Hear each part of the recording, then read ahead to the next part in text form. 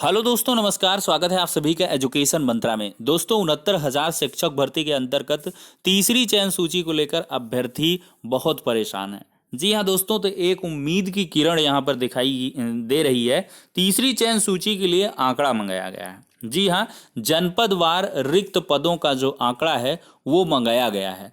तो चलिए दोस्तों, वीडियो सेशन को यहाँ पर डिस्कस करते हैं और देखते हैं क्या कुछ अपडेट है। देखिए, यहाँ पर देखा जाए तो जनपद का नाम और यहाँ पर क्रम संख्या है और साफ साफ देख सकते हैं 69,000 पदों के सापेक्ष अनंतिम चयन सूची में सम्मिलित हुए अभ्यर्थियों की कुल संख्या मंगाई गई है। फिर काउंसलिंग में उपस्थित अभ्यर्थियों की संख्या प्रथम और द्वितीय चरण में कितनी रही वो मंगाई गई है।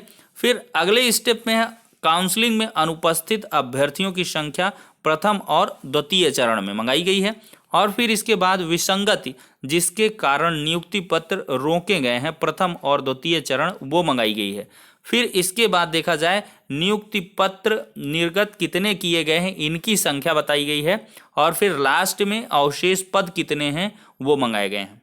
मतलब यहाँ से देखा जाए तो तीसरी चयन सूची के लिए यहाँ पर कार्य प्रारंभ हो चुका है। जी हाँ दोस्तों, यहाँ पर अवशेष पद कितने बच रहे हैं, यहाँ पर देखिए बहुत सारे अभ्यर्थियों का यह भी मानना है कि यह आंकड़ा कई बार मंगाया गया है। देखिए, इसी फॉर्मेट में पहले भी आंकड़ा मंगाया जा चुका है जो संशोधन के लिए भी हो सकता था और संशोधन का फिर आदेश जारी हुआ, लेकिन फिर से ये आंकड़ा मंगाया गया है। कहीं ना कहीं यहाँ पर अवशेष रिक्त पदों की स्थितियां स्पष्ट करने की कोशिश की गई है। अब दोस्तों देखिए, हम आप क्या है एक अनुमान ही लगा सकते हैं।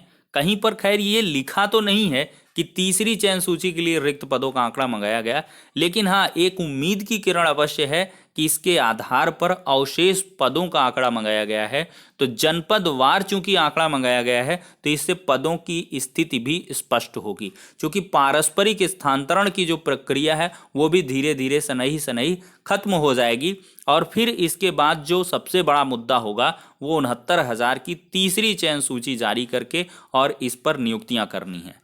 तो मैंने भी आपको पहले बताया था कि जब भी कार्य होगा तो तीसरी चयन सूची के आंकड़े के आधार पर होगा और फिर इसके बाद ही यहाँ से कोई चीज़ आपको देखने के लिए मिलेगी। तो फिलहाल जो पहली एक सीढ़ी है वो यहाँ पर दिखाई दे रही है।